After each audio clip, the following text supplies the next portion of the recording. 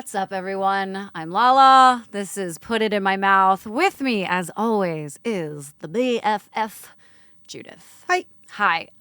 So I'm really self-conscious right now, not only because I look like a floating head wearing this black turtleneck, but because my face is really red and swollen. I can't tell. Really? I mean, it looks swollen. Like you look a little chipmunky. Yeah. But I don't think anyone would notice if they didn't know you. I got a Fraxel laser yesterday. Oh my gosh, I can see the dots actually. Right? Yeah. You can. No, I can. You Oh my can god, see them. It's it looks kind of like crazy. you put your forehead against a screen door. Yeah. And I was like, well, that was the dumbest shit to ever fucking do because then I have to be on camera and I just sort of forgot. So anyway, people looking at me, that's why. But you said I should just like wear a veil. Right. So it took me I about should have worn a veil. It took me about 7 minutes to come up the word veil. You know how I forget words? So I'll tell you what I had to Google. I had to get the word because I was like, she should wear that thing on her face that covers the face but doesn't cover the face, but she can see through it. So I Googled lace face funeral. Wow. Because you couldn't come 'Cause up I with the word couldn't veil. Remember the word veil. Yeah. Like that time you were like, you know, the space between two buildings. And I was like, a courtyard? Yeah. That one took me like 20 minutes. I'm like, oh yeah, courtyard. Right. It did. Yeah. So face lace funeral. Equals Oh a wait, veil. I'll tell you. I had to come up with the word rendezvous a couple weeks ago, and I had sexy. to. No, that's exactly what. Is that what you Googled? I had to go. Sexy I date. Googled sexy meeting train. I don't know why train had to be a part of it. Like you have rendezvous on a train. I don't know why, and I don't. Not the subway, though. No. I'm thinking more of like an old-timey train. An old, yeah, like the Orient Express or There you something, go. right? Why were you using the word rendezvous? I don't. Were you having one? I wasn't. Oh. I'm married. You're still allowed to have some fun. Yeah. Anyway, so face, lace, funeral is what Equals you need. Veil.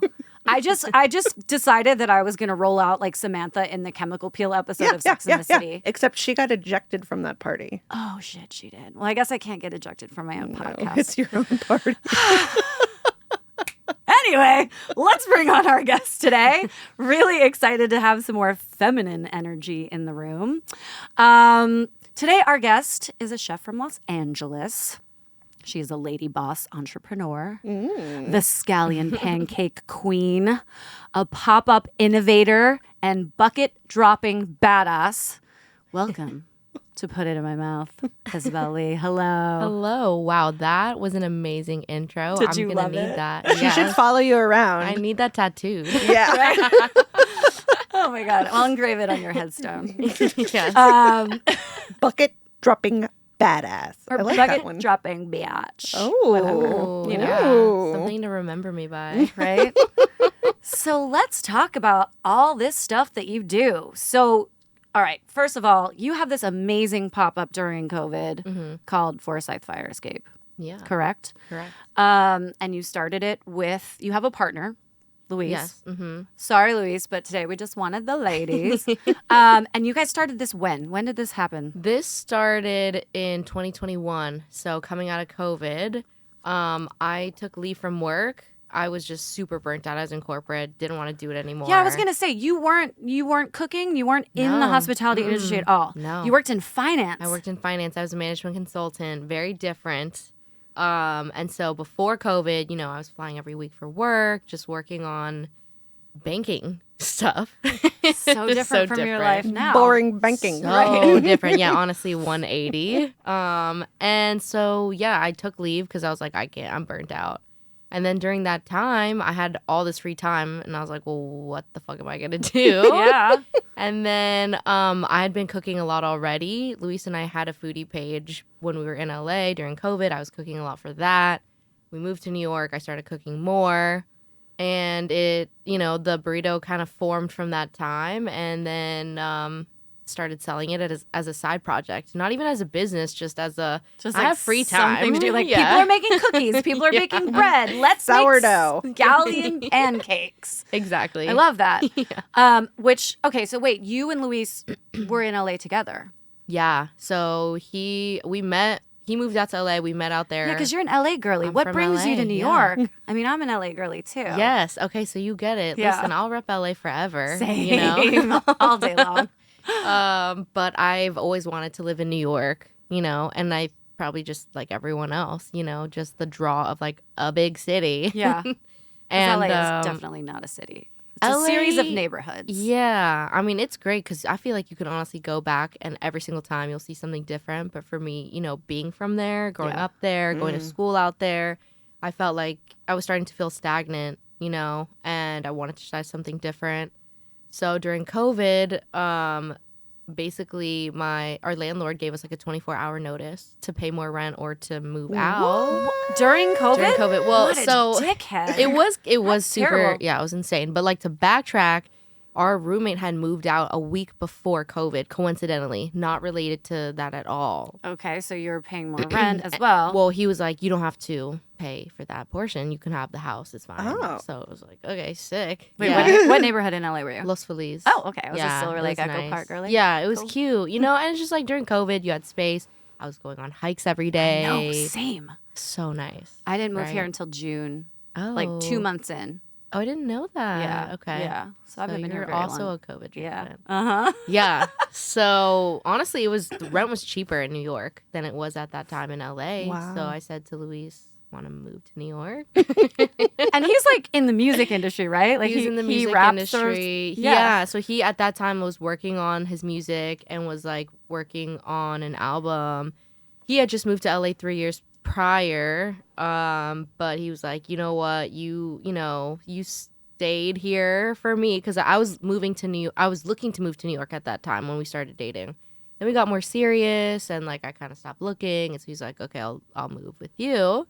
So we moved. We got that Cute. notice October 2020. We moved here in December of Wow. 2020. Yeah. So And then the Scallion happened. Pancakes happened a few months later. it happened June 2021 was the first weekend. Wow. Yeah. That's so fun. Yeah.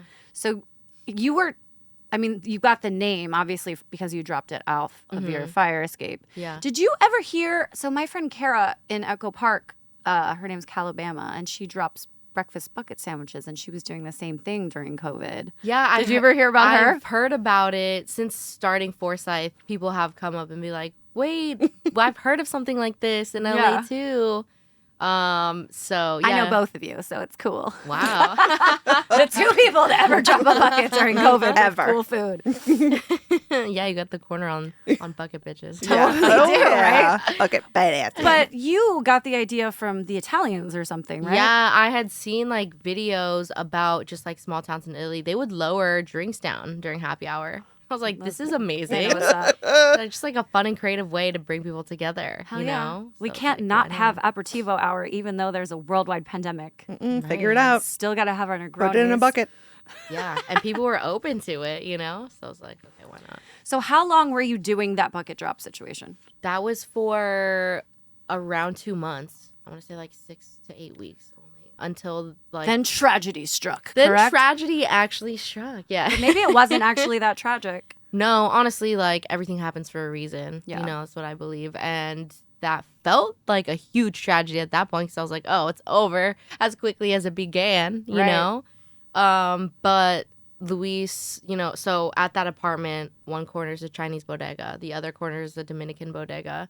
And so he's like, get up, we're going to figure something out. And so we went out. Because you got a cease and desist from your landlord, right? Got a cease and desist. They slipped it under the door and the letter was like, if you don't stop by the end of the day, we're suing you. You're like, God, So come on, dramatic. A little love. You're like feeding the community. Yeah. No phone call, no nothing, just like very official. Was like, our lawyers are aware. I was like, oh my Are God. they now? So dramatic. And at that time, before you got the cease and desist, like how many burritos were you doing a day? Or you're just putting this on Instagram? It wasn't even like, it was just on Instagram. And the first weekend, which was in June, that was like friends and I think it was like 13 orders. Okay. That first weekend. And then the next weekend it doubled, and then it kept doubling. I would just like add more orders, and it kept Yeah. meeting the maximum. And then it was there was an article. So a journalist had come to interview us, and it was the day after that article was released that the landlord sent the letter. So he said someone sent it to him. Where was the Yeah. article? It was in the Patch. But that Like a probably local- blew you Yeah. up a little, right?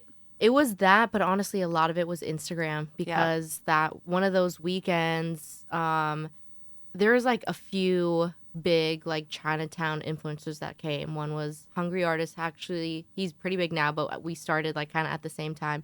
He posted about it, and then from that, Mott Street Girls came, and they now run a very large Chinatown page as well. They posted about it, and then Grace Young, who's Stir Fry Guru, she's pretty big in the food and bev industry, and also just as a proponent for AAPI, and she posted about it. That's so And dope. from those three, it really just started a huge bump every weekend. That's epic. Yeah, it's Never underestimate the power of the TikTok and the Instagram, Judith. I would never. social media is crazy. So, It's crazy. I mean, yeah, it's crazy that you can run a business now with these social media apps. I Yeah. love it. So you got the cease and desist, and then you're like, all right, let's figure this out. I was like, it's over. And then, yeah, so we went to go talk to like neighborhood. There's a Thai restaurant. We went to go talk to them. They're like, oh, this idea is really interesting. Like, maybe we'd love to invest. And we'll let you know about the kitchen. And we're like, okay, this was a Friday, and I still had Saturday and Sunday orders. So I was just like, oh, I damn, just you're need a scrambling. kitchen. Yeah. So then we went around to the Dominican bodega, which serves like an amazing hot bar. And that's how I had even started eating pernil. And Which is the pork pulled shoulder. pork. Yeah. The Dominican pulled pork that's in the original burrito. And so Luis had talked to the owner and was like, gave him the situation, told him, you know, we have Luis is Dominican? he's Dominican. Okay, yeah. cool. So he had been going there like 4 or 5 times a week. So yeah. everybody Support knew your him, you know, and told him the situation. We're like, we just need a space for Saturday and Sunday. And the owner, Gus, was like, you know, I'm actually on my way out. I have to like go take care of my mom, but come back tomorrow. We'll figure something out. So I was like, okay, I think that means yes. We come back to that next morning, Saturday at like 9 a.m. They welcome us in with open arms. Everything, like the most hospitable kitchen ever. They're just like, you need this. And, you know, I was what, 6 weeks in. So, you know, I didn't even know details of the stuff in the kitchen. And they just like set everything up, super welcoming, anything that you need. At the end of that weekend, they're like, you could just come back as long as you need. That is so That's great. lovely, Yeah. right? Yeah. Like what Yeah. cool things the community was doing for each other. Yeah, Don Juan's Deli. Yeah, Great shout them bodega. out. Absolutely. Go visit where it started, Yes. basically. Yeah. That's so cool. So how long were you doing it out of the bodega? I want to say a year or so, a little bit over a year. And, you know, it kept growing. And then we started to do like bigger pop-ups where it wasn't pre-orders, because the pre-orders would just get sold out every weekend, like pretty immediately. And I wanted a way to be able to serve people, you know, and not be like so cut to just whatever those orders were. So we had one at Pretty Ricky's, Lower East Side. Oh, we actually attempted to go to that. Oh, you did? Oh yeah, because we live right. Okay. Judith and I live 400 feet away from each other. 400 feet. Thank That's God. amazing. On the Lower East Side. And I I love remember Steve from Yeah. Aided or whatever was like, oh, we're going to go to this pop-up. And I was like, oh, Judith was like, I've heard about them. And I was like, I've heard about them. They're getting all this buzz. We're like, oh, we'll roll up like 10 minutes before. Girl, No, you will not. Roll up, absolutely you period. will not. It was like it was around the, I mean, we were just It was like, crazy. we're not eating this burrito. Order a pizza. Yeah. It was nuts. And like, I had no idea what to expect. I had no idea it would be like that, you know, but like the day of, and I'm still learning, you know, Yeah. as we go. So, but luckily we had the chef in there who helped us, Dave, and just, you know, every time I collab, I'm learning because I'm working with another chef. But we had gotten in there that morning, and the first person came in line 3 hours before. And I was like, oh my That has got to God. feel amazing, right? 3 I Earth was like, are you hours? here for us? Are you here for the burrito? Wanted to make sure you got that's yeah, cool. it was like a little old lady, like 70 years old. I was like, how did you hear about us? God bless her. Yeah. And then we opened, and the line was like wrapped around, I think, like 3 Oh yeah, blocks. it was insane. I It was was like, already they're, sold out. yeah, I was Yeah. like, we're not. With That's just the people way in sold line. out. Crazy. Absolutely Amazing. insane. So like at the height of your bodega, like how many were you doing a day? It was weekends, so Saturdays and Sundays. I don't know, like hundreds. I'm honestly, it's a blur because like we would just keep adding orders and try to meet however many. Also, just like knowing how much we could prep. I was prepping, Right. 50 pounds of pork in my tiny 400 square foot apartment. Yeah, our kitchens are not equipped for this in New Tiny, York. tiny. And then also just like hand rolling scallion pancakes while I'm working a full-time job, So just waking up. And then Luis had his job too. And then he would start to come back and help me because it was just, taking off. And as a partner, obviously you're going to help your partner's endeavors. So, yeah, it was crazy. That is insane. Yeah. But it led you to a whole different career. Yeah. And, at that time, I had been starting to look for another job. I wanted to try something different. I just didn't know what I wanted to go into, which is what I think a lot of people in corporate face, knowing what they don't want, but not knowing what they do want. So I went back to work. I was working. I was applying to jobs. I was doing this project. And then it kept getting bigger and bigger until I was like, wait, This could be my This is my job now, I Dude, think. it's sort of, just came to you. Oops. Yeah, it kind of just happened, And I was like, okay, worst case scenario, because it was a big risk, leaving Sure. corporate coin to Yeah, take a bet on 401ks. yourself. Yeah, Insurance. financial stability. Yeah, health insurance. That's nice. Yeah, I wouldn't know. yeah, it was nice. But I was just like, what? Worst case scenario, I'll go back to this job. Yeah. I was like, my worst case scenario is my day to day right now. Like I have to do something different. Well, there you And I put go. in my 2 weeks. I love that mentality. It's Yeah. like, well, if I don't jump, what's the worst that could happen? We have to bet on ourselves. Yeah. And try. So Fucking love that. I think being in New York motivational really shit. inspires you too to do that. So Yeah, right? being around that energy. There is a lot of feeling of possibility in New York. I remember when I moved here, I felt that too. Yeah. I was like, I don't have a job, but I know I'll get one. Yeah. Now I Or have 5. 7. Yeah, exactly. Now I have so many jobs, but whatever. So you did the bodega thing. You're doing these crazy pop-ups. When did you eventually, the two of you, decide we need our own space? We're going to take this brick and mortar. Yeah. So actually, Ollie Ollie Market had reached out. That's where we're at now. They reached out to us. And at that time, food You can halls shout were out the reaching address out. for all of those. Yeah. Ollie Ollie Market, West Chelsea, 601 West 26th Street. Come visit us. Nice. So I had started to get food halls reaching out, just sending us their info, their specs, like come take a tour. And that time I was like, I don't want to do a food hall. I don't know. I love the pop-ups, and really Don Juan's is the heart and soul of, the pop-ups, what we do, just being able to meet everyone. And a big part of Forsyth is just the interactions that I get to have with people, And so at the bodega, it's very personal because we're chatting with them. We're wrapping it up. Luis is drawing art on the bags, Yeah, did you feel like when you moved into a brick and mortar that it would lose some of that special kind of Yeah. pop-up quality? Yeah, that's a big part of why I was really hesitant to do it. But we decided to take the meeting because the focus on this food hall was on community. That's what they said, and it was on art and music and fashion, Oh, dope. which is just everything. of Ticks all the boxes. what was Yeah. happening. Yeah, because Luis had a clothing company and I was helping him, and so then he was helping me with this, and so it just made sense. Always take the meeting. Why not? Right. So, yeah, we went there, toured it, fell in love with it. Great space. Everything that they were saying really aligned with, the values of Forsyth Fire Escape, which is just bringing people together, making good food, and just meeting people. And so I was like, okay, I think this feels like the right next step. For me, a big part of it was, leaving the bodega, but it was important to me to, go back and do other stuff, and which we have done. And so to me, I was like, that makes sense to just, create also more accessibility for people to just come instead of having to do, one day. By that time, we had moved to only Sundays. And so it was just Sundays. And people, can't, some people work Sundays. It's hard to get a pre-order. Sure. And so it just felt like the right next step.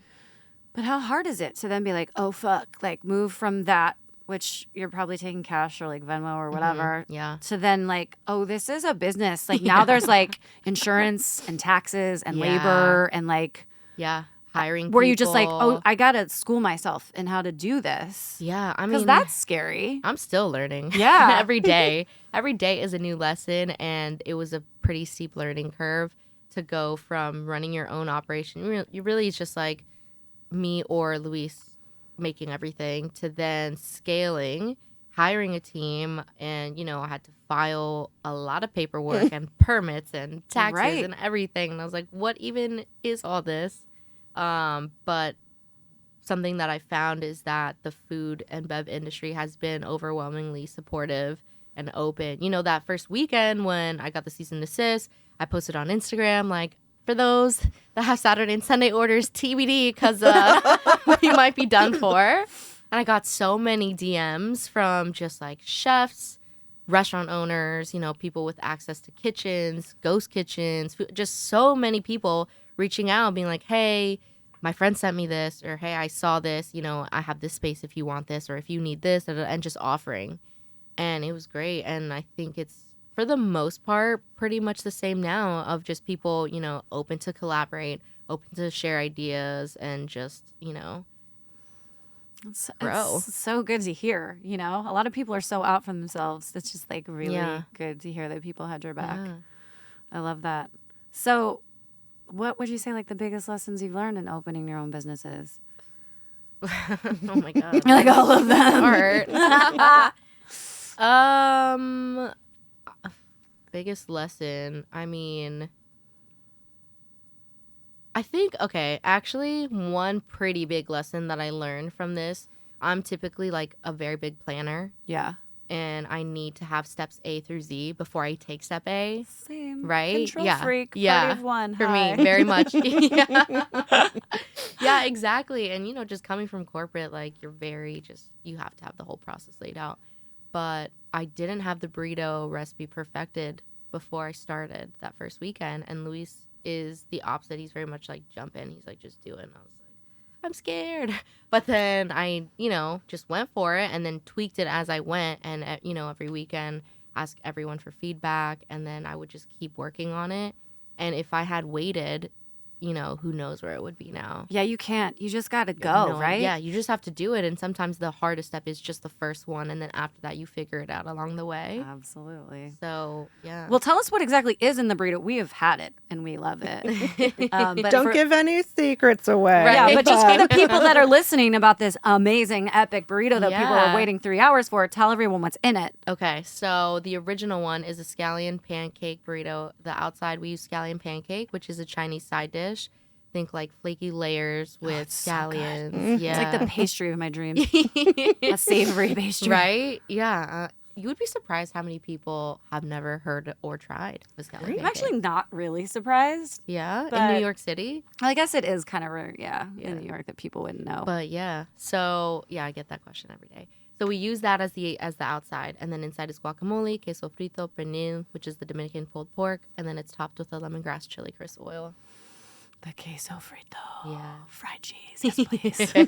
So good. So amazing. And you've kind of like expanded a little bit out from that Yeah. now. You have other things. It took me a long time to decide to do that because, I was like, do I want to go just the one item route, what we're known for, do one thing, do it well, or expand? And eventually I was just like, a lot of people don't eat pork culturally. So, I wanted to be more inclusive.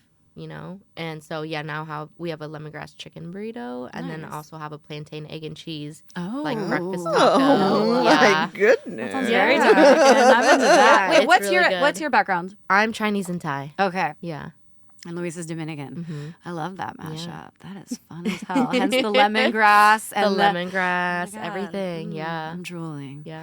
So what would you say to people who, because like you are just such the like success story, right? Like the COVID pop-up success story.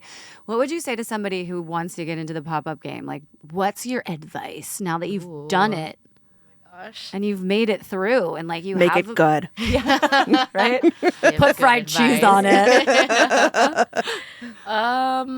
Well, besides like just do it, which I think is a really big That one's already been one. taken. Yeah. By me. I already fucked myself over. Biggest advice for pop-ups. have a good team. Yeah. Have a good team, yeah. Because I'm thinking like back to just solely the pop-up days. I would be, I have a wagon and I would go to my Chinatown butcher shop and I would pick up 50 pounds every week and cut it and then do the pay. Like everything was very laborious, but, Luis was helping me out too, which, created more balance for me to do other stuff, work my job. And yeah, I would say having a good team, having a good support system, super important. And like pop-ups are a lot of work. They really are. Everything is just 100% manual. You're bringing everything, you're packing everything, you're bringing it back. Lists helped a ton. So be organized. Be organized, have a good team, and, be vocal and like share with people, like talk about it, talk about it. You never know who you're going to meet, who's going to hear it, who they're going to share it with. Or who you're even talking to, right? Who you're Like even that person could be talking to. your investor. Like, who knows? Yeah, you never know. And I've met like all sorts of people through this, and which is one of my favorite parts. Just the diversity of like people from all walks of life. And, just share your story. Go for it. Speaking of your story, how has it been as a woman in this industry? Yeah. I didn't know what it was like pre-COVID, which I've heard stories. Oh, God. Yeah. It's gotten better, but... Yeah, I've heard it's gotten better. And, it's my own kitchen. So I think it's a little bit different. But for the most part, it's been great. There are occasionally, like, times where I definitely feel treated differently because I'm a woman, or sometimes... Luis and I will take meetings, and the guy will only talk to Luis and only look at Luis, like I'm not even there. Why am I not even surprised This by is that? crazy. At all? Like no eye contact, none whatsoever. And Luis does a pretty good job of being like, well, actually, she's the boss, and Look well, over actually, there. ask her. Yeah, and so they're just like, oh, okay. Oh, the lady does it? Yeah. What? A woman's in charge. Get out of here. So do you have any plans to go beyond Forsyth Fire Escape or Yeah, what? I mean, I would love to. My goal for the next year is to open up a brick and mortar, like my own spot. Doesn't even Like have to be outside of the big. food hall? Outside the food hall, yeah. Just like a walk-up window. The dream is a walk-up window attached with a fire escape where I can somehow like Oh my God. implement a pulley that's so system. cute. Look at us. and a We're just bucket. gonna take it. Ah. Okay. So cute. I would Love it. love to Okay, do you that. have our stamp of approval. Yes, Yeah. we're into it. That's a great idea. I'll give you right? $5 to support your dream because I'm a broke bitch. Yeah. I just like don't know any real estate spots with that specific setup. Right? That's a big ask, but I love that. Just Yeah. put that out there into the universe. Look, this just came to Exactly. you, so who knows? Maybe that would too. And I'm just like a very big proponent of just speaking into existence your dreams and what you Hell want. yes. You got to go for it. That's the goal. I'm, been doing more of we sell jars of the lemongrass chili crisp oil. Ooh. So I've been doing more wholesale of that, getting that out there, and just, I want to really grow and lean into my new career, I guess, as, and like learn more skills and, be a chef and, stage in other kitchens and just grow, learning and growing. As long as I'm doing that every day, then I'm in the right place. Yeah, dude, you guys have killed it. You've gotten so much press. I mean, you've Crazy. been on like morning shows and Yeah, it's That's epic. surreal. It's like It's surreal. the dream. But you are from LA, so I do. Yes. Me also being in LA for 22 years, Yeah. I want to talk to you about that because Yeah. I feel like those two coasts give each other a lot of hate, Mm-hmm. but I have so much love for both coasts. Yeah. You know. And I always say Same. that, like, because New Yorkers love to hate on LA, and LA people love to hate on New York, and I'm just like, they're complimentary. Like, Yeah. when I don't want to be here, I want to be there, and then True. when I'm there, like, I want to be here, and they're so Mhm. different too. It's Yeah. you can't compare New York to LA; they're not the same Apples place. to oranges. Yeah, totally. So, like, how do you think the two coasts are different food wise? Like, do you think people eat differently on each coast? I think just by the nature of how the city's laid out, yeah, for sure. Yeah. Like, Do you think that the car culture in LA affects, like, you're willing Yeah. to go further? I'll eat be honest food? with you. When I was in LA, I barely like left my little bubble of like the east side. Yeah. I would really just do downtown, Silver Lake, Los Feliz, Echo Park, maybe like Highland Park. But Right. Rarely. Like, I'm not going over the 405. No way. Sit in traffic. I would see friends from out of town more often than I would see friends that lived on the west side. Yeah, that is kind of true about LA. Like, even though we do have cars and we can get around, it's like we just know we're going to be sitting in them for so long. Yeah. And so, I'm just like not really going out, and I'm really just exploring spots in my neighborhoods in LA. And I do think that if Forsyth, I don't know if I would even have started Forsyth if I was still in LA, because, just the inspiration alone of being on Forsyth and Grand, a block from Chinatown, Dominican, Chinese, Thai, all these cultures around me, like, you have no choice but to be inspired, you know? And in LA, you're a lot more separated from everyone. I had a driveway.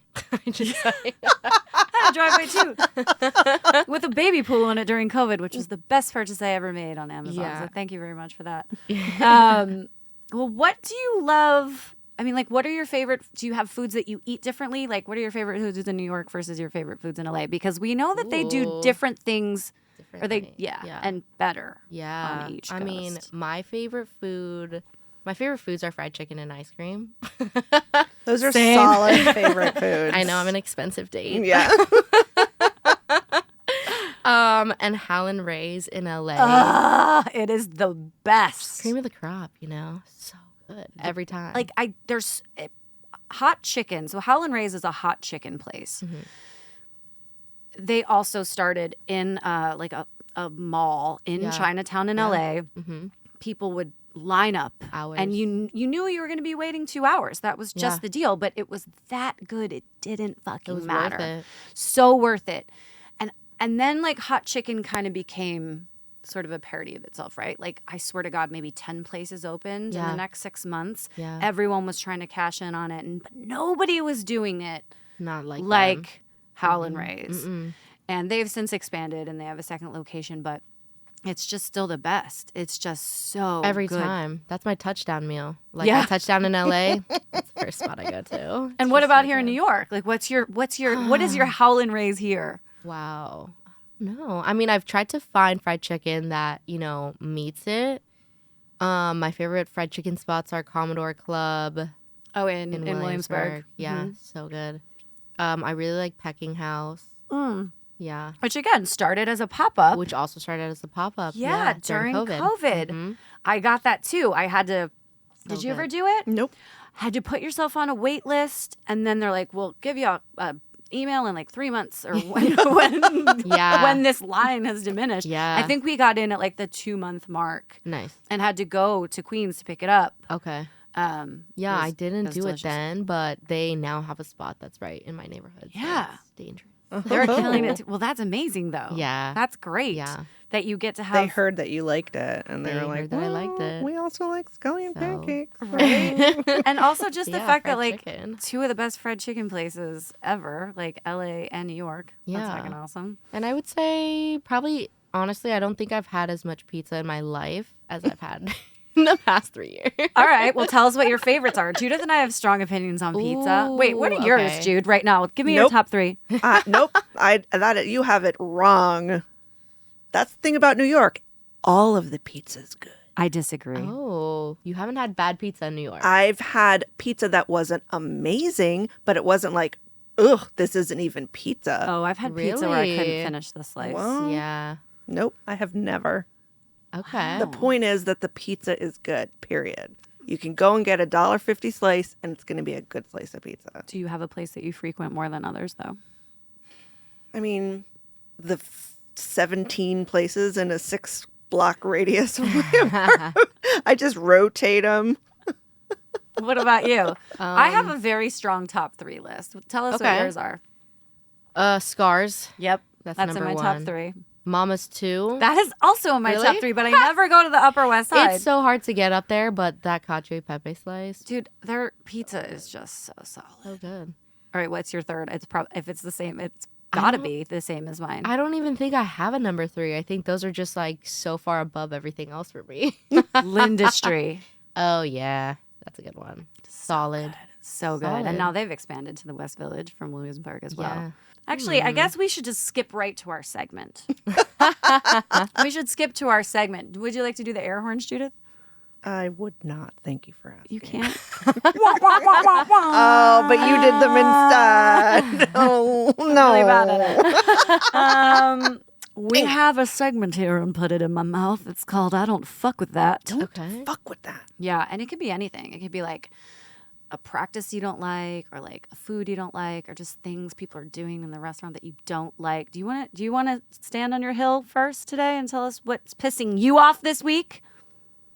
Know that I have anything that's pissing me off this week. Oh my God. Wow. what? You're Oh, having I a have great something week. that's in the catering industry that's a real pain in the ass. I All work right. in catering. Okay. Carts.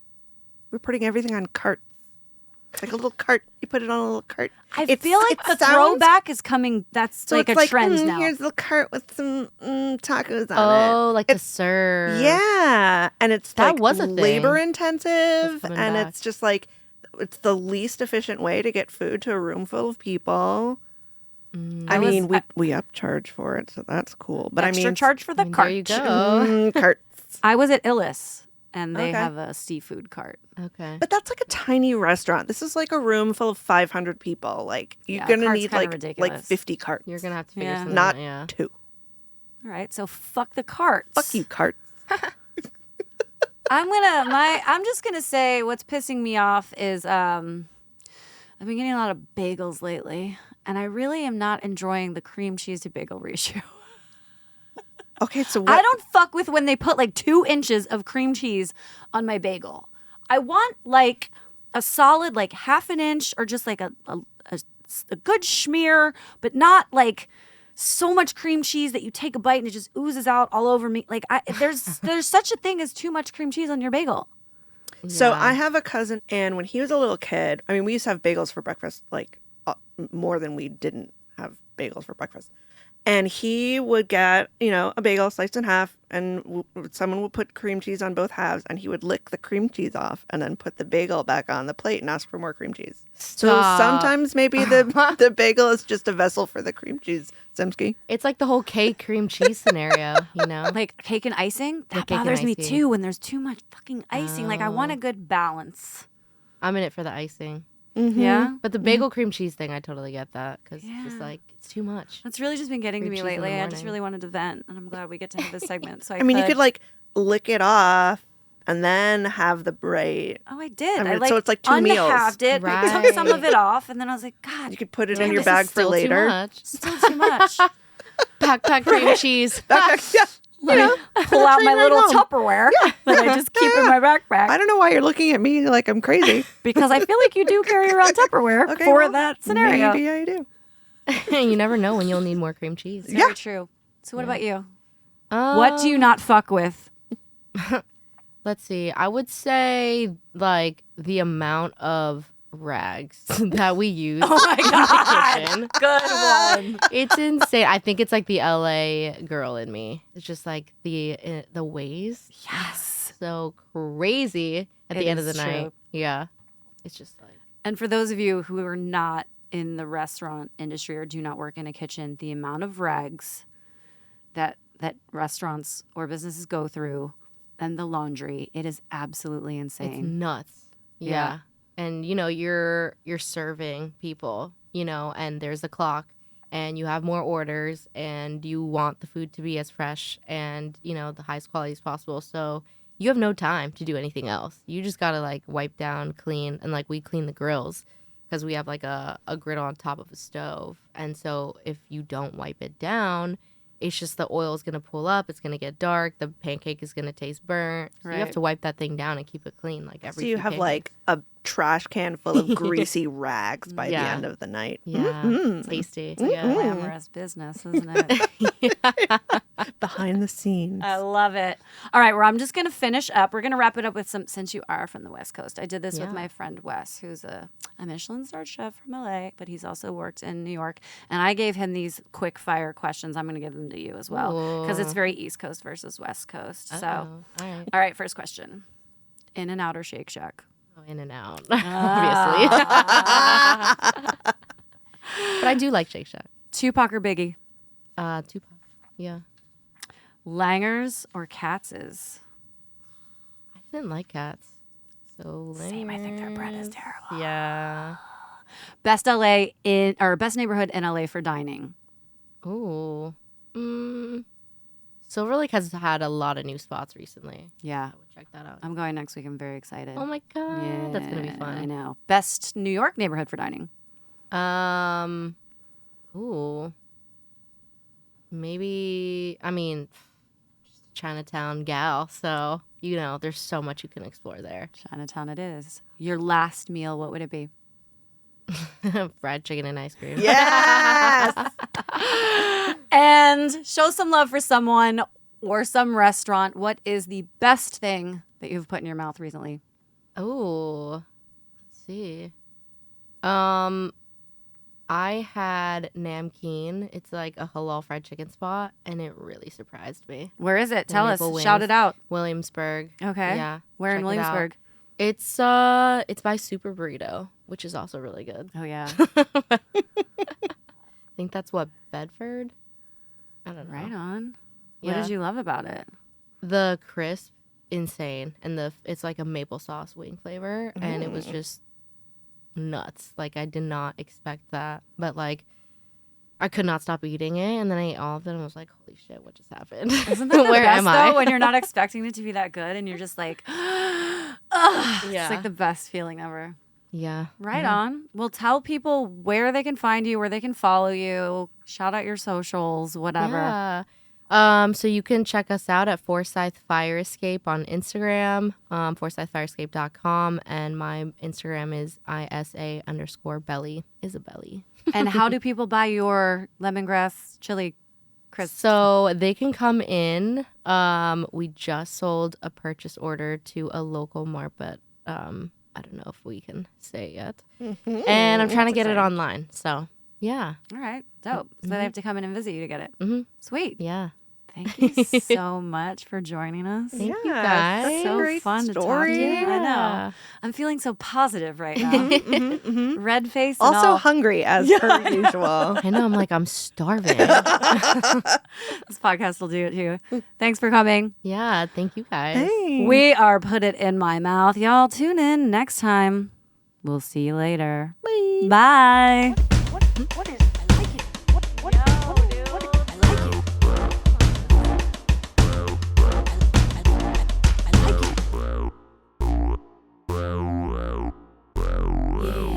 Put It In My Mouth is recorded at Mill Iron Studios. Produced by Candace Fox and Tyler Milliron. Our intro music was composed by Javier Dunn. You can follow us on all socials across the board at Put It In My Mouth Pod. You can also support us on Patreon. We really appreciate your support on Patreon. Go find us and give us your money.